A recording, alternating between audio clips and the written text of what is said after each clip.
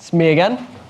Nice to see you all. Thanks for sticking around for our data session this morning. This is our final session of this data theme, and afterwards we'll be going into a little bit of a coffee break, and then we'll be back for even more stuff around 11:30. So there's 3 theatres today. We've got Moorgate, this is Grace Church, and there's the library next door, so do check out the full agenda online at, it should be thefutureofbrands.com, shouldn't it? But I think it's something else with Adwanted at the front. So have a look, it'll be somewhere on the internet. Okay, great. So in this panel, we're going to be talking about all this data, but do we know how to use it? And I've got a super exciting panel. This was the first panel I brought together for this event. I can't even remember when, it must have been December, January. Luke, you were the first person to say yes to speaking at Future Brands, so thanks, that's great. Welcome. Appreciate it. So this is a super exciting moment for me to come full circle, and thanks for being with us. We've got Olya, who's the data-driven media director at Heineken, Francis, who's head of strategic solutions at Ozone.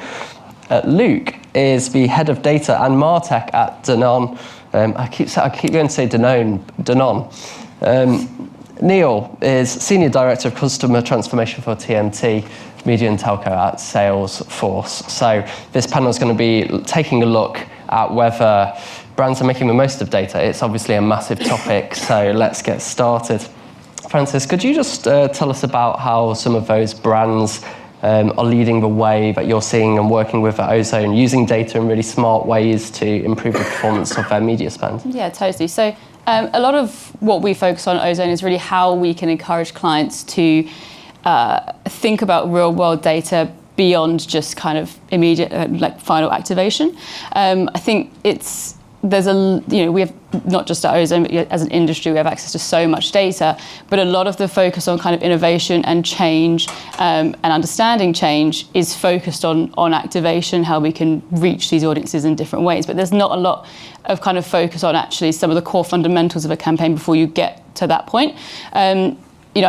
Before my role at Ozone, I spent a lot of time in agencies, and we would see a lot of, not all clients, but a lot of brands that every year they'd come to us with the same campaign, wanting to run it at the same time, targeting the same audience with a very similar, if not the same message, and very little account for what they're experiencing, what real people are experiencing in the real world, how society or culture is changing, and how that is then impacting the decisions people make about brands. So a lot of what we do is kind of think about and focus on kind of what that real world impact really looks like. I mean, an example, we worked with a charity brand in the lead up to the World Cup, and they had obviously some concerns about potentially there being an increase in people having problems with gambling, during the tournament. And what we were able to do is really understand how people engage with premium editorial before, during, and after matches, what that looks like in terms of those trends, and how those audiences change during that time, those people who are perhaps more susceptible to challenges around gambling. And as a result, upweighting the campaign during those key periods if there was a loss of a favour, or thinking about essentially how they as a service fit into the real world experience of people who are, watching the tournament. I think that's what it's about, thinking about how you as a brand or a service, how are you kind of fitting into these people's real lives, essentially. And that's where I think you're going to get best performance and see real growth, is thinking about how society and culture is changing, what new triggers are there that perhaps there weren't before, how has there been any change in seasonality, thinking about all these really core elements of a campaign before you then get to, and then this is our audience and this is how we want to reach them. I think that's where we're seeing a lot of success. In your experience, do you think that brands do know how to use all this data that they have at their disposal? I think it's perhaps can be a little bit overwhelming. I think maybe there's so much data, it's hard to know which is, the right data, which is the most applicable data. But I think that it's about working with those partners who have a depth of data at significant enough scale that you can make those robust learnings and make those right choices. It's not obviously just about taking every data point you get and applying that wherever you can. It's about understanding and knowing which are the right data choices to make and how to apply them. Okay, great. Luke, surely being a CPG is difficult when it comes to data. You know, Danone is in supermarkets, local stores, you grab a water out and about, rather than necessarily online. So how do you bring all the disparate data together that's at your disposal and start making those informed decisions? Yeah, that's a good question, Sam.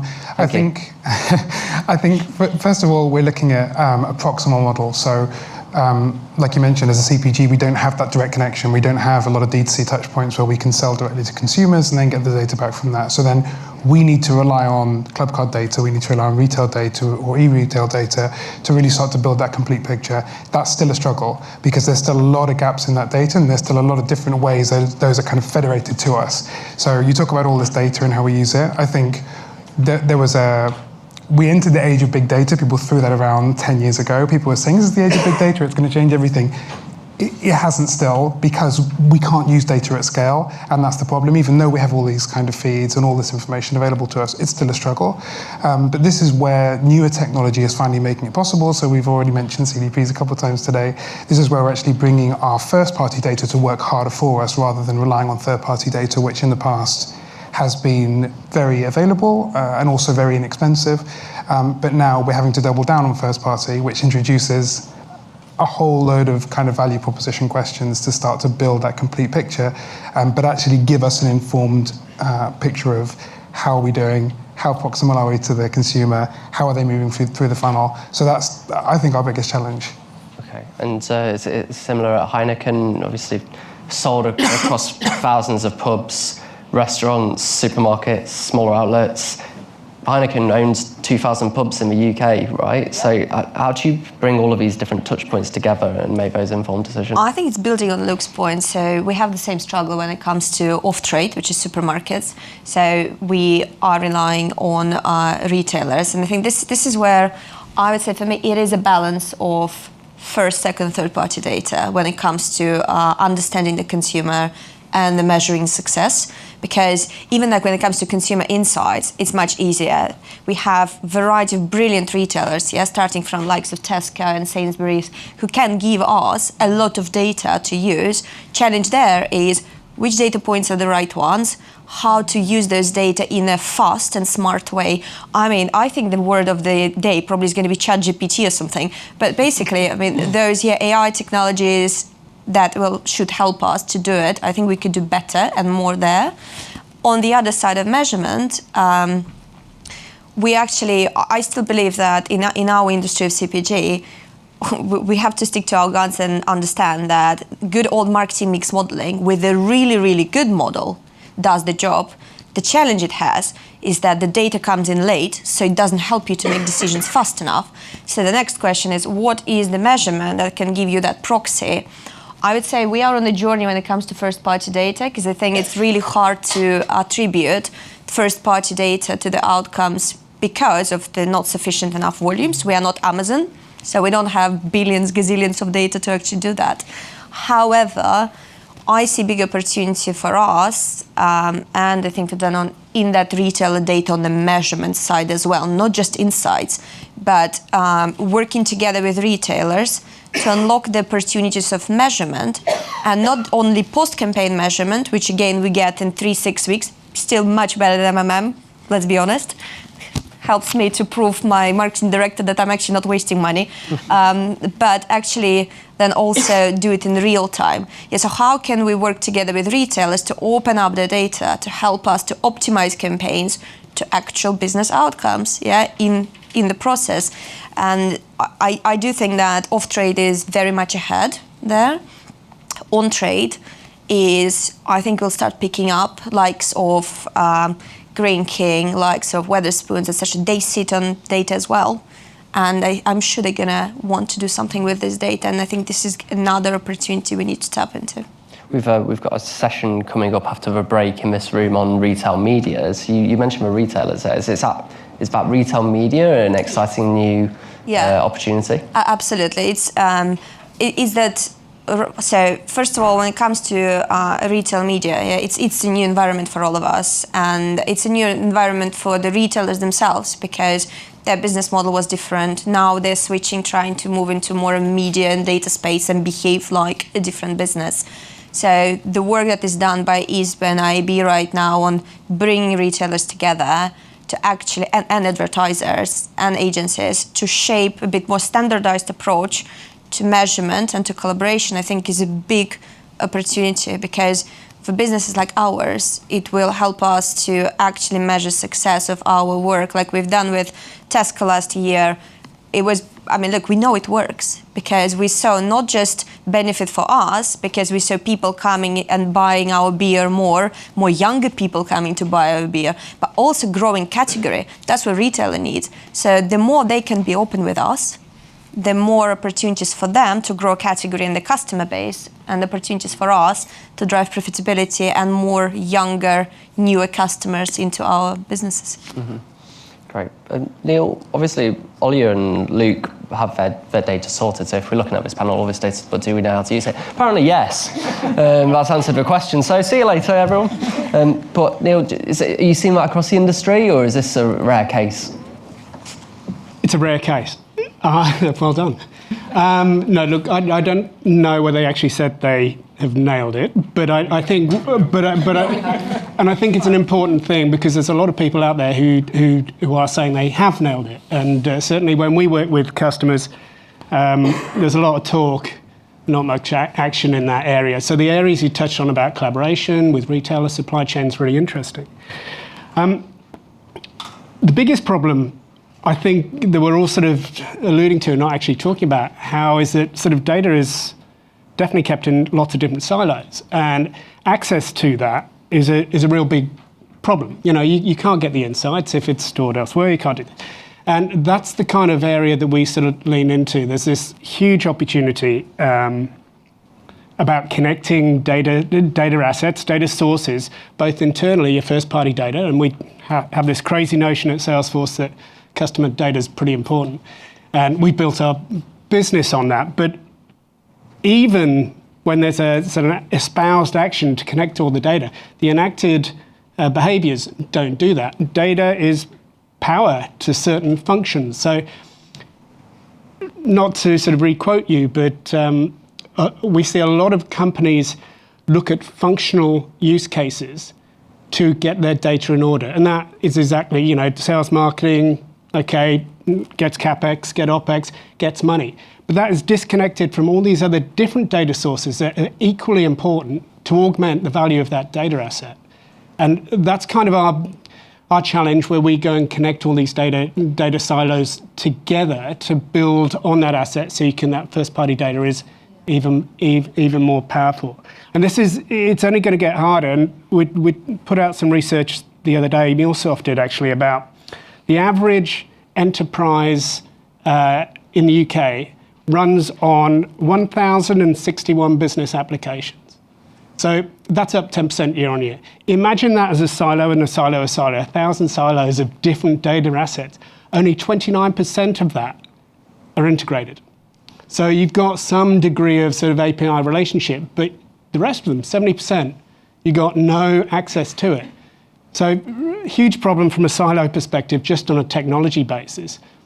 Secondly, and probably equally as important, is a lot of businesses espouse a data culture, but the enacted behaviour is very different. Most businesses that espouse a data culture are actually connecting data with some really hacky kind of ways. It's Excel spreadsheets, or it's sheets, and that is their connection to the most valuable asset that a business has.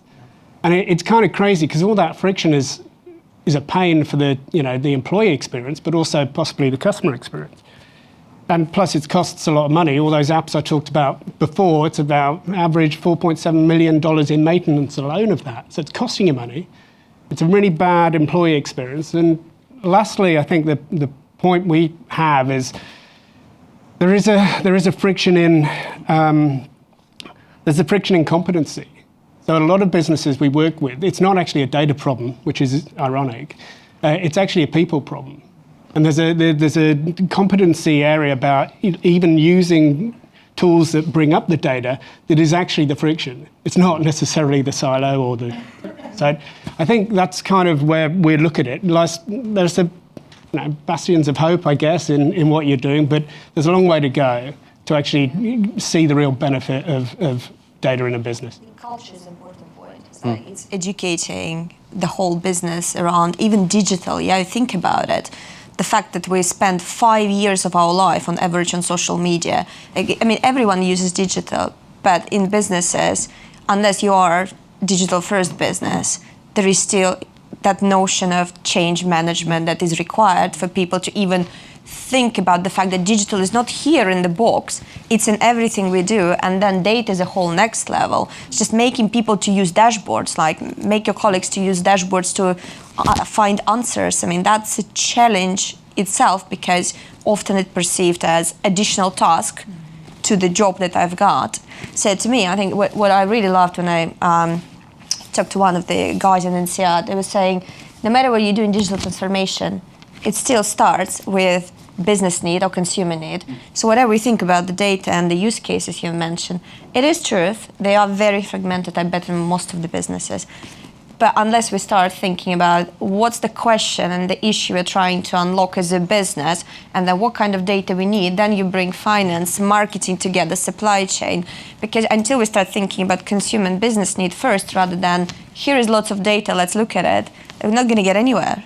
Olya, I think that's a great point. I think as well it's about your kind of organization type. So you're in the same situation as us where you have large enterprise. And when we started the journey of digital, it started in IT. And IT didn't necessarily have the right tools to support digital marketing. And I think there'll be some people in the room that are familiar with that pain, that actually we didn't have that competency within the business. So we had a big exercise a couple of years ago where we brought in competency like data roles into the business teams, into the digital business teams, and actually then forged our way forward as a business entity. I think if you have a large organization, you have that separation, it just becomes really, really challenging to operate, to go constantly back and forth to an organization that's maybe used to dealing with slower moving technology. And I think, Neil, to your point about the connecting all the data silos, absolutely, it's a great idea. I think my boss has a very great expression which is the juice worth the squeeze? And actually, I think it's about looking at really just a test and learn mindset, because you can go into it and say, we're going to connect everything all at the same time and it's going to be amazing and look at what we can do in the art of the possible. I think what we've had much more success with is really small use cases to go, actually, let's even manually connect these data sources together, see what we can do, push this into our Salesforce Sales Cloud, for example, and then see what improvement those conversations are happening in the field, as to just name one example of many. But then when you come to conversations with board members around CDP deployment, it becomes infinitely easier, because you can say, look at what we can do in a really slow, unagile way, look at the value we can create, and then if we have systems that can bring this together at speed and at pace, what could the art of the possible be? And that makes for very easy conversations when you can say, here's the money we just saved, or here's the growth that we just drove. And back to the point of getting the data to then measure that success. Yes, exactly. We've done the same. We went through the whole, we started marketing with consumer experience change, and bringing all sorts of people from Accenture to people, Salesforce deployment and all of that shebang, which is great, because right now we start measuring value. But again, the more opportunities we have to connect it back to business and point of sale, the more those simple use cases that speak finance director and MD level we can create to then justify again why we need to keep doing that and have that loop. And actually it helps with all stakeholders. It's simplifying and proving value and just sharing with the world. Then people start listening, because it adds to their KPIs. Well, and to your culture point, yeah, you can then show marketeers what it's worth. You can then say, this is why we're doing this. And I think there are some older school marketers, if I can say that that have heard the story of data many, many times, right? Because there were people like me in the businesses 10 years ago going, this is going to change everything, this is going to be amazing. And it was completely wrong. It didn't change everything, it wasn't amazing. And all right.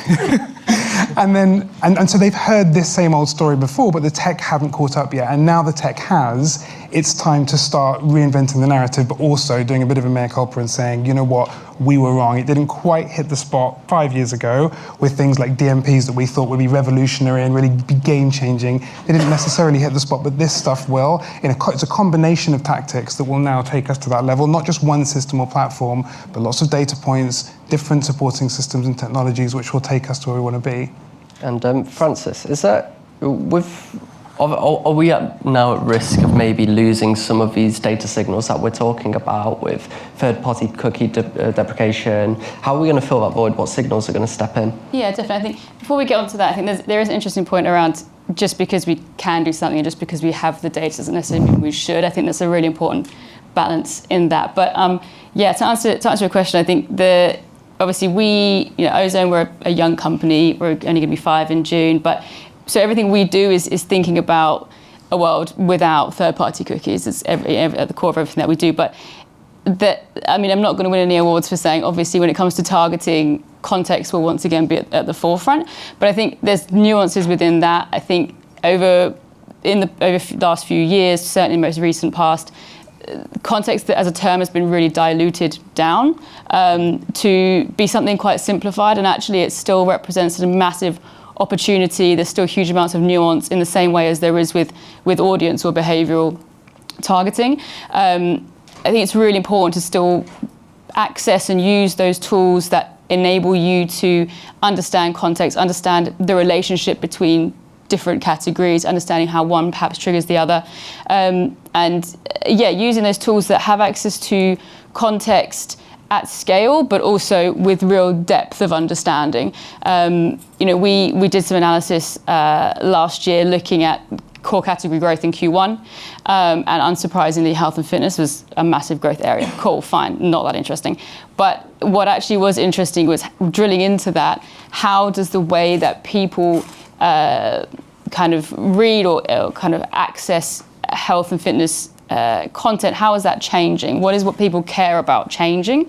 And what we found was, yes, of course, fitness as a subcategory saw huge, enormous growth. So the largest growth spike at this very start, that growth spike lasted about 2 weeks and then people stopped caring, which I'm sure we can all relate to.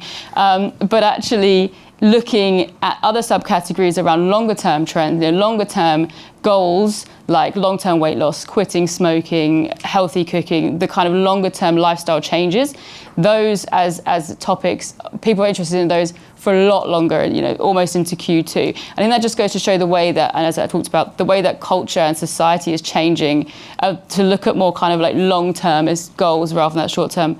The reason that's important then is because that's the sort of insight and the data points that you need to be integrating into your planning, because that affects everything. That doesn't affect targeting, it affects message, it affects when you run, it affects channel choice. That's how kind of the nuances of context that I think perhaps shouldn't be forgotten and are really, really important. Then, of course, on the flip side, arguably the bigger challenge is around measurement, which I think no one has nailed yet. I think from a brand measurement perspective, there is going to be an importance of looking at more meaningful measures, things that kind of are proxies for engagement or interest from audience, but also, of course, attention as a main one. But kind of, we have an attention index measurement, which we run across all campaigns. The key thing about that is that it's very much activational. It is, to your point, Olya, it's not something you're waiting for weeks afterwards. You're able to see the impact of your campaign, how much attention people are paying to that in real time. And I think looking for those sorts of core measures is going to be really important for brand measurement. Yeah.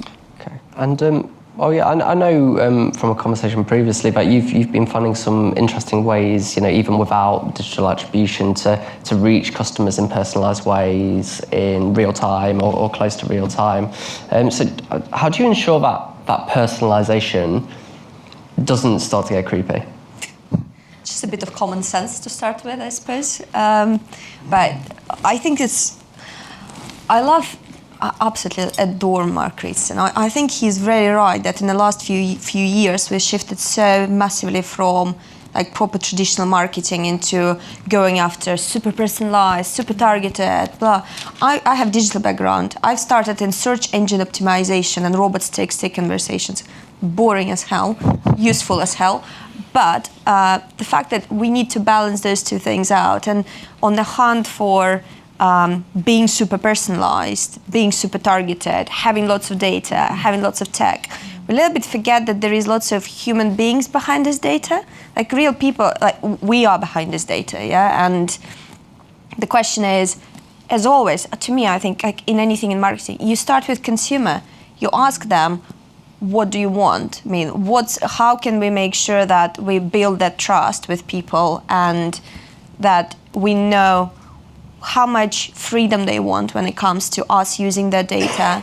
How can we use the data in a way that it serves their purpose? So what we've done last year is we've started our consumer experience journey, which we call consumer experience because every touch point drives it, rather than just saying we want to collect the data, because data means nothing for business, nothing for us. We started with looking at people and talking to them and understanding what do they want? I mean, what's their consumer journey? Yeah, what are they ready to exchange? What's the value exchange for the data? What is important for them when it comes to sharing their data with us and us using their data? And it was funny because we used it based on demand spaces, so we connected back to like ladder up to the broadest marketing strategy. And everybody was telling me, we go after Gen Z. I mean, Gen Z doesn't like emails. Come on, no one bloody reads emails. It's you, like your mid-30s, you're gonna read email. No one cares. I was like, okay, well, let's ask people. They read emails. I mean, what do they want? Every group we asked for, from 18 years old to 65 plus, everybody, top 3 channel they expect to be personalized was email. However, top 1 thing that all of them said that they want is trust. They say, want trust and control. I want to be in control of being able to unsubscribe, which doesn't mean I want to do it. That means I want to see a button clearly, not a little link, clearly that tells me you can unsubscribe here. I want to know, I want to control how often I want to get these emails. I want to control what's in there and what you tell me. And for us, those are important things. So when we work on our campaigns, we started small. Transparently, we've been on a journey for a year and a half when it comes to first-party data usage. Plus, we're alcohol brand. So we can't do everything we want with our data when it comes to activation. Like we can't put it into Google Stack, for instance, and use. So we've started small, saying, okay, well, how we make sure we give people that opportunity to tell us what they want. So we start enriching data. That's our first task, not just collecting. Collect, enrich, understand what they want, and then communicate what they want. And on the very, very boring side, at the same time, have a process set up in the back end for proper consent control and management and for deletion management, etc. Because those things seems to be very boring and not very useful, but they are so important. Because it's good for consumer. You don't want them to wait for 6 months to be able to delete their data from your database if they want it. And I'll be honest, I've done experiment. I emailed 39 companies with whom I've shared my data through like new tool that I found and asked them to delete my data. I received quick answers from 3. Everybody else took up to 6 months to get back to me just to say that we can do it, or in order to do it, we need you to do something. And I think this is poor experience. You have to have simple process there for getting consumer request if they want to delete their data and being respectful. Mm-hmm. I think maintaining trust as well is all about value exchange. Like if you make it worthwhile for that person who has agreed to giving you their data, you make it worthwhile for them if you deliver them, to your point, a positive experience, serving them kind of information or content that they are interested in because you understand them as consumers, then I think there will be fewer problems around trust or mistrust. I think perhaps we've maybe lost sight of that little bit of what am I actually making use of this data for? And also, to your point, frequency is so important. Not just absolute bombarding. Understanding cross-channel frequency is also like, super key to not losing that trust of the consumers. Especially if you're doing so we're working cross-brand now. So we're starting to. I think somebody mentioned this. It was Greg earlier. Collecting data as an organisation, as Danone, rather than as our individual brands, which gives us more opportunity. But to the point of the creepiness, consumers need to know where this data is coming from, how this happened in the first place. I think the question about creepiness generally, it's a nice problem to have, right? If you're in the point where you're having to say, is this creepy, this kind of level of hyper-targeting, this is a good problem, first of all, well done. But secondly, there are some really obvious, it's common sense. This is not, Target got into trouble a little while back for some campaigns they ran around pregnancy. It's easy to go wrong, but you just think somebody should have sat there and just thought, from the consumer perspective, how will this land when it arrives in a targeted ad or a personalised email? If you start with that, I think you can avoid the creepiness problem real quick, and the transparency to say this is how you're here, this is how you reach this part of the journey, and this is what you can do with your data in terms of unsubscribe or change preferences. Yeah, we're just literally testing things out and like giving surveys to our consumers in database, giving them different type of rewards for that, rewarding people, giving them exclusivity, just giving them nice experience. That's important. And I'll be honest, no one is perfect. Don't think we are, and I'm not sure we ever will be, and that's cool. But as we were saying earlier with Luke, it's the experimentation. Keep doing it, keep learning, keep asking people, and then hope that they will be willing to respond if you're good to them, if you add something good to their lives. Surely this is just all a lot easier when you've got all of your disparate data sources and you just bring them together into something that talks to dream. each other. Oh, easy. You'd have to do one more thing. We touched on it, and it's just making sure the value of that data is really understood, because not all data is equal, and we've got to stop calling it data almost. It's like one's an asset, one's a liability. If the business understands the value of that asset or liability, is it costing you money? Can it make you money? Then those conversations with the board, which you alluded to, are a lot easier. And everything then flows down. KPIs are aligned. The whole data culture actually changes in an org because everyone's going the same way. And I check we're on time. So leave with you at that point. Not every data is equal is the point I want to make. I'd love to take questions. I'm sure we've got loads, but I think you might have to come grab our speakers afterwards if they're sticking around. I think they will be.